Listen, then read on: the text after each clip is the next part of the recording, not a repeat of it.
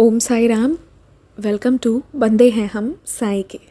बाबा की कृपा से आज मैं आपको एक इतनी प्यारी लीला सुनाने जा रही हूँ ना, जिसे पढ़कर मेरा ही दिल एकदम खुश हो गया था। एक सच्चा भक्त कैसा होता है, क्या होता है, ये उसका एक परफेक्ट एग्जाम्पल है। और यहाँ आपको इस बात का भी अनुमान हो जाएगा कि जब बाबा हमारी लाइफ में आते हैं ना, तो वो हमारा पूरा पूरा ध्यान रखते हैं। कई बार बाबा के आने के बाद ना कुछ चीज़ें थोड़े समय के लिए हमारे लाइफ में बहुत गलत होती हैं। हमें लगता है कि ये कैसे हो गया, ये क्यों हो गया, ये नहीं होना चाहिए था, मेरा इतना समय बर्बाद हो गया। लेकिन ना बाबा हमें कुछ ऐसा रियलाइजेशन देते हैं, और फिर जब हम हर चीज़ को समझ जाते हैं ना, तब जाके बाबा हमें उस कुर्सी पर बिठाते हैं जहाँ के हम हकदार थे। तो जो हमारा है या नहीं भी है हमारे किस्मत में, बाबा वो भी देते हैं, पर वो सब कुछ समझा के अच्छे से देते हैं। अब सुनिए ये अनुभव, ये बहुत प्यारी लीला है। ये एक्सपीरियंस हमारे साथ शेयर किए हैं अमित अवस्थी भाई, और ये इस वक्त क्या कर रहे हैं ये तो मैं अभी तुरंत नहीं बताऊंगी, इसको मैं सस्पेंस बनाती हूँ। ये एक्सपीरियंस सुनिए, इसमें पता चलेगा। तो इनके साथ में क्या हुआ कि ये स्टैंडर्ड 7th में थे, मतलब 7वीं कक्षा में थे। तब से ये बाबा को मानना शुरू कर दिए। और इनके जो पापा थे ना, वो वहीं पे कानपुर में पोस्टेड थे, तो ये क्लास 7 तक की पढ़ाई वहीं पर अपनी किए। और इनके दादा दादी जो थे वो गांव में रहते थे, तो अक्सर गांव आना जाना होता था। तो इन्हें ना बहुत अच्छा लगता था, तो इनका मन करता था कि मैं गांव में पढूं। इन्हें कानपुर में पढ़ने का बहुत मन नहीं करता था। तो ठीक है, ये गांव चले गए और दादा दादी के साथ, और वहीं पे एडमिशन ले ली।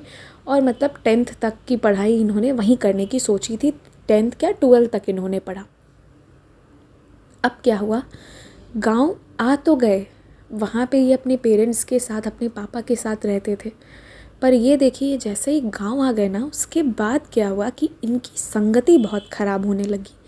ये गांव के कुछ ऐसे लड़कों के साथ मिलजुलने लगे, ऐसे लोगों के कंपनी में रहने लगे जो पान गुटखा बीड़ी ऐसी चीज़ों का सेवन करते थे, जो बहुत हार्मफुल है। भांग भी लेते थे, और इनका भी आदत ऐसा ही बनता चला गया कि ऐसे जो बहुत ही हार्मफुल चीज़ें हैं उन सब का सेवन करना, और एक बहुत बुरी संगति जिसे कहते हैं ना, ये उसमें धीरे धीरे पड़ते चले गए। और इन्होंने बताया कि मैं दिखावा करने के लिए ना रोज़ लालटेन जला लिया करता था, और रात में बैठकर बुक्स लेकर पढ़ते रहता था, पर असलियत में मैं पढ़ता नहीं था। ये बोलने के लिए भी गट्स चाहिए, कोई इंसान इतना एक्सेप्ट कर रहा है। पर भाई हैं तो बाबा के बच्चे, तो ये भैया इसीलिए सारी बातें सच सच इतना बताए। तो इनके क्या अभी बहुत सारे लोग मुझसे ये भी पूछेंगे कि ये लालटेन क्या होता है, जो लोग नहीं जानते होंगे। तो वो ना लैम्प होता है, पर आजकल इलेक्ट्रिक लैम्प्स आने लगे हैं। बट आप आज भी गाँव घरों में जाएंगे, या फिर इवन मैं तो यहाँ पटना में भी रहती हूँ, बट स्टिल यहाँ पे भी मुझे देखने को मिलता है, एंड इट्स वेरी ब्यूटीफुल। वो लालटेन ऐसे होता है ना कि उसमें हम तेल डालते हैं और फिर वो उससे जलता है, ऑयल से वो जलता है। तो वो यहाँ बिहार में एक पार्टी का सिंबल भी है। तो वो ना लालटेन ही जलाकर पढ़ा करते थे। गांव में ये चीज़ें होती हैं, अभी भी होती हैं। खैर अब तो लाइट बहुत आता है। तो एनीवेज इनके एक्सपीरियंस पर आते हैं। तो ये 10th में इनके 70% आए। एक अच्छा पढ़ने वाला अच्छा बच्चा, और उसका अब यहाँ से जिसे कहते हैं ना पतन होना, यहाँ से उसका मतलब गिरना शुरू हो गया। 70% 10th में आए, और 12 जाते जाते तक इन्होंने स्थिति अपनी इतनी बिगाड़ ली थी कि मात्र 56% आए। मतलब 56% में अब यही था कि भाई एडमिशन कहाँ मिलेगा आगे का, क्योंकि 56% कम मार्क्स थे, मतलब अच्छा परसेंटेज नहीं था ये। और अब ये था कि इसके बाद करियर का क्या होगा। और इन्हें झटका जो लगा ना 56% वाला, इन्हें तब भी रियलाइज़ नहीं होता। 10th में 70% आया, जबकि ये इनके बातों से और आगे चल के आप समझ जाएंगे कि ये स्टूडेंट ब्राइट स्टूडेंट, मतलब एक अच्छे स्टूडेंट में से आते थे। बट इस तरीके से जो ये कम कम कम होता चला गया ना, 10th से भी कम, तो वो इनके साथ इस चीज़ का रियलाइजेशन इन्हें इस वजह से हुआ कि जो इनके दोस्त थे ना, जो इनकी कंपनी थी, जो लोग साथ में मिल के ये सभी करते रहते थे, गुमराह करना। तो उस चक्कर में जो सच्चा इंसान होता है ना, वो अगर गलत भी करेगा ना, मतलब किसी गलत का साथ भी देगा तो वो पूरे दिल लगा के देगा कि भाई मुझे ईमानदारी से करना है। पर बाकी जो दोस्त थे इनके, वो इनके साथ गलत कर गए, तो इन्हीं का परसेंटेज कम आया और इनके साथ के जो दोस्त थे ना वो सीधा टॉप कर गए। तब एक टॉप कर गया और एक फ़ेल होते होते बचा। दोनों मिलते वही काम करते, वही पान गुटखा बीड़ी वही इधर उधर करना। फिर एक टॉपर बना और एक ऐसा, मतलब इनको बिगाड़ा, इनकी ज़िंदगी ख़राब कर दी थी। और इस वक्त इनके पास एक क्वेश्चन मार्क था कि अब ज़िंदगी में करना है तो करना क्या है। अब ज़िंदगी के इस पड़ाव पर ये आ गए थे, इन्हें कुछ समझ में नहीं आया। पर इन्होंने एक चीज़ तो सोच लिया कि अब मैं जो भी पढ़ूँगा ना पूरे मन से पढ़ूँगा। फेलियर स्टूडेंट का बैच तो मिल ही चुका है और जहाँ जाऊँगा वहाँ, क्योंकि मैंने इतनी कम पढ़ाई करी है कि मुझे फेलियर ही कहेंगे, लेकिन फिर भी मैं मेहनत करूँगा, अपनी तरफ से अच्छा दूँगा। और अब यहाँ से इनके लाइफ में बाबा की लीला पहले से ही चल रही थी। ये चीज़ें अगर नहीं हुई होती ना, यकीन मानिए, अगर इन्हें 12th में 56% नहीं आया होता तो आज ये जहाँ है ये वहाँ नहीं रहते, एक सिंपल लाइफ में शायद कॉम्प्रोमाइज़ कर लिए होते। तो उसके बाद क्या हुआ, अब इन्होंने एक चीज़ डिसाइड किया कि पूरे दिल से करना है। तो ये जहाँ नेक्स्ट 3 इयर्स ये बहुत ध्यान से पढ़ना शुरू किए। शुरू में इनसे एक बार में पढ़ाई नहीं होता था, कम घंटे पढ़ते थे, कभी धीरे धीरे करके 8 घंटे तक पहुँचे पढ़ना। बट इन 3 सालों में ना ये अपने आप को इम्प्रूव करने की कोशिश करने लगे। वो जो लालटेन में बुक लेके बैठ जाना और पढ़ना भी नहीं बिल्कुल, बस ऐसे ऐसे पेज पलटना, पढ़ाई करने का ड्रामा करना, वो चीज़ अब नहीं थी। अब भले ही अगर 45 मिनट भी पढ़ेंगे पर पूरा दिलो जान से पढ़ेंगे, ये वाला सिचुएशन पलट गया था। पहले घंटों बैठते थे फिर भी कुछ नहीं होना था, पर अब जो था इन्होंने 3 सालों में, पहले शुरू के दिनों में ये जब पढ़ते भी थे फिर भी इन्हें एक फेलियर का टैग मार्क मिला हुआ था, क्योंकि एकदम से जहाँ ये क्लासेस करने जाते थे वहाँ एकदम से तो ये टॉप नहीं कर जाते ना, क्योंकि इन्होंने इनकी स्थिति थोड़ी उस वक्त डाउन हो गई थी।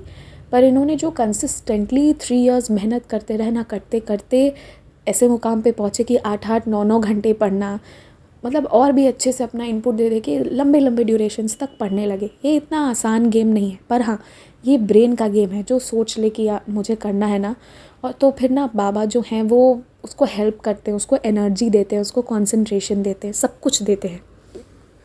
पर ये जो 3 साल का सफ़र था ना, ये इतना आसान नहीं था। इस समय में इनके लोग बहुत मजाक भी उड़ाते थे, हंसते भी थे, क्योंकि कुछ दोस्त तो बहुत अच्छे निकल गए थे और ये कहाँ के कहाँ आके गिर गए थे, पहाड़ से नीचे गिर गए थे। पर इन 3 सालों में इन्होंने इतनी मेहनत की कि मुझे ये बताने में इतनी खुशी हो रही है। इन्होंने 7 एग्ज़ाम्स, कॉम्पिटिटिव एग्ज़ाम्स को क्वालिफ़ाई किया। 7 exams, it's a big deal. जो लोग कॉम्पिटिटिव एग्ज़ाम में बैठते हैं, चाहे कोई भी एग्ज़ाम हो, स्टेट का हो या कुछ भी हो, आप लोग समझ सकते हैं कंपटीशन क्या होता है। और अपने आप को इम्प्रूव करते हुए, एक साईं भक्त होते हुए बाबा से ये विनती करी इन्होंने और अपने कर्म किए बाबा पे रख कर कि चलो बाबा मैं कर रहा हूँ, आप संभाल लेना। लोग हंसते थे, लोग फेलियर कहते थे। वहाँ पे 7 कॉम्पिटिटिव एग्ज़ाम्स को क्वालिफ़ाई किए और लास्टली क्योंकि इनका इंटरेस्ट था तो इन्होंने मध्य प्रदेश पुलिस कांस्टेबल का एग्ज़ाम 1230 रैंक से क्वालिफ़ाई किया हुआ था। तो अमित भाई 19 साल के एज में MPP Madhya Pradesh police constable का एग्ज़ाम क्वालिफ़ाई करके उसमें ज्वाइन किए और वहाँ पर ही अपना सेवा देना शुरू कर दिए। तो आज इनको 4 साल हो गए हैं इस चीज़ को। तो ये जो जितने भी लोग ये अनुभव सुन रहे हैं मुझे, चाहे जो जहाँ पे भी हों, तो आप चाहे किसी बहुत बड़े कंपनी में काम करते हों या कोई गवर्नमेंट सर्वेंट हो, जो भी हों आप, या जो स्टूडेंट्स हैं यहाँ पे जो गिव अप कर चुके हैं, वो अमित भाई का एक्सपीरियंस सुनिए, चीयर अप कीजिए। सबकी अपनी अपनी कैपेसिटी होता है। कोई पुलिस में जाना चाहता है, कोई सिविल सर्विसेज में जाना चाहता है, कोई जर्नलिस्ट बनना चाहता है। जो करना चाहता है वो उस फील्ड में मेहनत कीजिए। और आप चाहे कितने बड़े वाले भी फेलियर का टैग लेकर क्यों ना चल रहे हों। बाबा जो थे ना हमारे साईं बाबा, वो ना गरीबी को बहुत बहुत प्यार से अपनाते थे। मतलब बाबा ये कहते हैं कि जो है तुम्हारा ना, तुम जो भी हो इस वक्त उस चीज़ को एक्सेप्ट करो। जब एक्सेप्ट कर लेंगे ना उसके बाद ही हम कुछ बदल सकते हैं। बाबा एक फ़कीर हुआ करते थे और वो गरीबी उन्हें, मतलब सुना होगा, मैंने पढ़ा है ये कि बाबा कई बार उनका जो वो कफ़नी वो जो पहनते थे ना, वो लॉन्ग रोब जो गाउन जो वो पहनते थे, गाउन नहीं, तो वो ना कई जगह से फटा रहता था और उसको वो सील के तब तक पहनते थे जब तक तात्या मतलब कह दे कि बाबा बस बहुत हो गया, फिर तब जाके उनका नया आता था। ठीक है, तो बाबा भी गरीबी है तो क्या हुआ, मतलब अगर हम फेलियर हैं तो क्या हुआ, ठीक है हम एक्सेप्ट करेंगे हम फेलियर हैं। जब तक हम एक्सेप्ट नहीं करेंगे हम आगे कैसे बढ़ेंगे। वही चीज़ है, मतलब वही बाबा यही कहते थे ना कि जो भी है उसको एक्सेप्ट करो। तो इन्होंने भी, अमित भाई ने भी एक्सेप्ट किया था एक टाइम पे कि ठीक है मैं फेलियर हूँ तो ठीक है कोई बात नहीं, और इन्होंने मेहनत करनी शुरू करी। 7 कॉम्पिटिटिव एग्ज़ाम्स क्वालिफाई किए, तो सबके अपने, और इन्होंने अपने कैपेसिटी से अपना बेस्ट दिया और इन्होंने क्वालिफाई किया। सबके अलग अलग लेवल हैं, सबके अलग अलग ड्रीम्स एंड एस्पायरेशंस है। तो इस एक्सपीरियंस से यही सीखने को हमें मिलता है ना कि अगर हम बाबा का ध्यान करते हैं ना, तो एक तो बाबा हमें गलत रास्ते से ना निकाल ही लेंगे बट विथ रियलाइजेशन, और दूसरा ये ना कि जो बाबा के बच्चे हैं वो अगर पूरे मन से करेंगे ना, कर्म करेंगे, तो बाबा जो है उसका फल ज़रूर देते हैं। इसलिए कभी गिव अप नहीं करना चाहिए। क्या 3 साल का समय इनके लिए मुश्किल भरा नहीं रहा होगा? 3 क्या, आप ज़रा ये सोचिए, 3 से भी ज़्यादा, 9th 10th जब से इनके रिज़ल्ट ख़राब होने लगे थे, ऑलमोस्ट 6-7 सालों का ये सफ़र था जहाँ इनका रिज़ल्ट डिग्रेड हुआ था और फिर वहाँ से उठना, एक इज़्ज़त वाली ज़िंदगी जीना। तो बस ये अनुभव आई होप आप सब समझ पा रहे होंगे कि इसके थ्रू बस मैं इतना कहना चाहती हूँ, never give up and give your best shot. Om Sai Ram. और हाँ, आप लोग भी अपने एक्सपीरियंसेस ज़रूर शेयर कीजिएगा, तभी हम सबको इतने प्यारे प्यारे अनुभव सुनने को मिलेंगे। इंस्टाग्राम और ईमेल आईडी के डिटेल्स तो डिस्क्रिप्शन में दिए ही रहते हैं, और जिनका मन करे वो व्हाट्सएप पे भी भेज दीजिए। बट व्हाट्सएप पे आप ऑडियो लिख के, वीडियो जैसे मन हो वैसे भेजिए। मैं नंबर बता देती हूँ, 6206008273 है।